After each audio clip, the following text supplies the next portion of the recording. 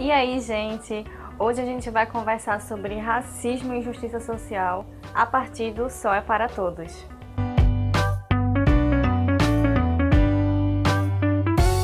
Primeiramente, eu quero pedir desculpa por todos os barulhos externos que vocês vão ouvir hoje, do tipo ambulância, como tá tendo agora, crianças gritando, cachorro latindo, furadeira, enfim, vai ter muita coisa nisso hoje. Mas vamos focar no que realmente interessa, que é o Sol é para Todos, da Harper Lee. Essa edição aqui é da editora José Olímpio, tá? Ela foi lançada em 2015, mas o livro foi escrito em 1960 pela Harper Lee. Então, para a gente entender um pouquinho sobre o que esse livro trata, né? A gente vai conhecer o Atticus. Ele é um advogado super reconhecido na cidade onde ele mora, e ele vai defender um caso de um negro que foi acusado de estuprar uma mulher branca, tá? Então, basicamente, a história é essa, né? A história toda vai se passar na cidade de Maycomb, ela fica no Alabama, né? Nos Estados Unidos, e vai ser todo narrado pela filha mais nova do Atticus, a Scott. Para a gente entender o Sol é para Todos, é muito importante a gente entender também como era o contexto histórico da época, né? O livro, apesar de ter sido escrito em 1960, ele é ambientado na década de 30. E aí, só para vocês entenderem, já na década de 30, lá nos Estados Unidos, já existia fortemente essa segregação racial. E aí vocês podem se perguntar, o que é segregação social? E é nada mais que uma política criada pelo Estado para dividir as pessoas baseados em critérios raciais ou étnicos.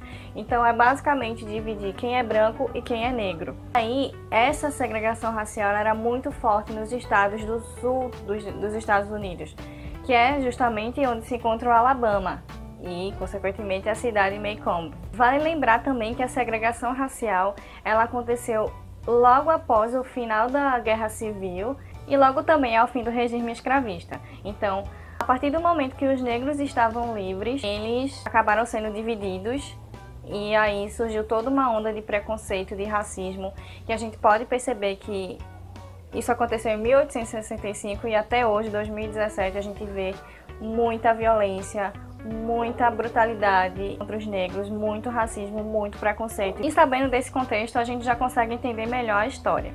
E aí a gente vai se atentar também aos personagens, né? Primeiro, o Atticus, que é o pai solteiro de duas crianças da Scott, que é a filha mais nova dele, de 8 anos, e do Jem, que é o filho mais velho, de 12 anos. Além disso, também temos a Calpurnia. Ela é como se fosse uma governanta da casa deles. A gente também vai conhecer o Tom Robinson, ele é o negro acusado de ter cometido o estupro, a Mayela, que é a vítima no caso, e o Bob, que é o pai da Mayela. Então, por que é interessante a gente se atentar a esses personagens?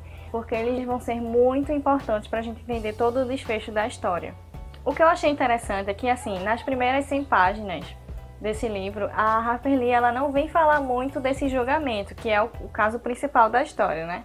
Então é muito interessante porque a gente consegue entender como funciona a cidade, né? Como é que funcionam os vizinhos, né? Como eles se comportam, quais são os valores morais que eles consideram. E aí a gente vai percebendo que a própria cidade ela já tem um teor bem preconceituoso contra negros. Só que isso vai se aprofundando, obviamente, no ápice do livro, que é quando a gente vai ver o julgamento, né? A questão de toda a cidade se reunir lá, né? De ouvir os depoimentos das testemunhas, de ver que tem um caso de injustiça social aqui gigante. A gente fica indignada junto com a Scott, porque realmente a injustiça social que é cometida aqui é absurda. É absurda. Não vou dar spoilers, a ideia dessa resenha não é ter spoilers. Então o ápice realmente é o momento do julgamento. As problemáticas apontadas aqui realmente é a questão do racismo, né? Através da injustiça social, do ódio. E óbvio, somado a isso tem a questão do desrespeito. Então a gente vê o quanto o Tom, que é o acusado de ter cometido o estupro, como ele é desrespeitado o tempo inteiro nessa hora do julgamento. Gente, é realmente de te deixar muito indignado. Então, se você quer ler um livro com essa temática, quer começar a ler coisas que trazem um pouco dessa questão racial, por favor, comecem pelo Sol é para Todos. Esse clássico, apesar de ser narrado por uma criança, traz reflexões incríveis e muito pertinentes até hoje. Então, a gente sabe que racismo até hoje existe, cada dia a gente vê um episódio diferente, uma brutalidade diferente. E a gente precisa estar discutindo e estar combatendo esse preconceito o tempo todo, porque senão as pessoas vão continuar agindo como essas aqui do livro agiam. Uma outra coisa que eu achei muito interessante aqui é a visão da criança sobre tudo isso que está acontecendo, né? A gente sabe que criança tem uma inocência, né? Tá naquele processo ainda de formação de personalidade, de identidade. Então, isso conta muito também com uma outra coisa, que é o fato do jeito, da forma que o Atticus criou a Scout e o Jem. Ele criou os filhos a partir de valores morais que são considerados muito modernos à época. Então, desde criança, os meninos eles são muito livres e não tem essa ideia de preconceito, de racismo, de discriminação na cabeça. Para eles, todo mundo é igual ao outro, todo mundo deve ser respeitado. Então, isso que faz toda a diferença na narração do livro.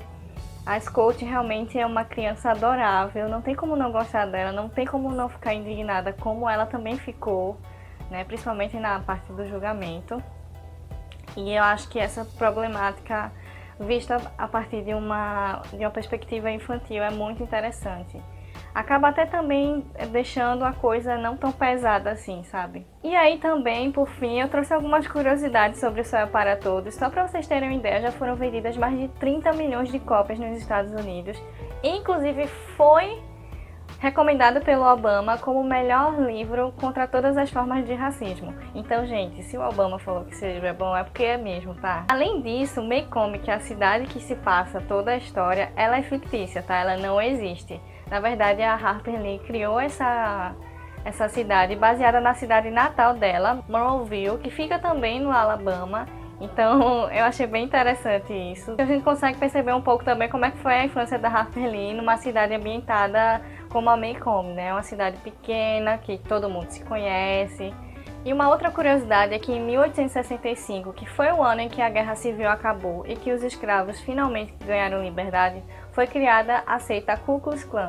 Acho que vocês já ouviram falar dela. E o problema é que, apesar dos negros agora se verem como livres, eles foram brutalmente perseguidos por essa seita e aconteciam várias torturas do tipo queimar os negros em praça pública, estilo como faziam antigamente com as mulheres e consideravam elas como bruxas. Então a gente consegue perceber que mesmo os negros alcançando finalmente o seu estado de liberdade, eles foram brutalmente assassinados, perseguidos e são até hoje, né, gente? Então, acho que é uma problemática que a gente tem que estar o tempo todo discutindo. O Céu é para Todos realmente vem trazer essa questão do racismo muito claramente e quanto é injusto a gente querer culpar um negro, independente se ele fez alguma coisa ou não. Então, é com isso que eu encerro a primeira resenha do canal. Espero que vocês tenham gostado. Se você já leu O Céu é para Todos, comenta aqui embaixo o que é que você achou. Se você discordou de alguma coisa que eu disse, ou se você está ansioso e agora quer ler esse livro, comenta aqui embaixo também. Não deixa de curtir, de compartilhar com seus amigos, de se inscrever no canal, porque toda semana tem vídeo novo. E é isso, gente. Obrigada por assistir e tchau!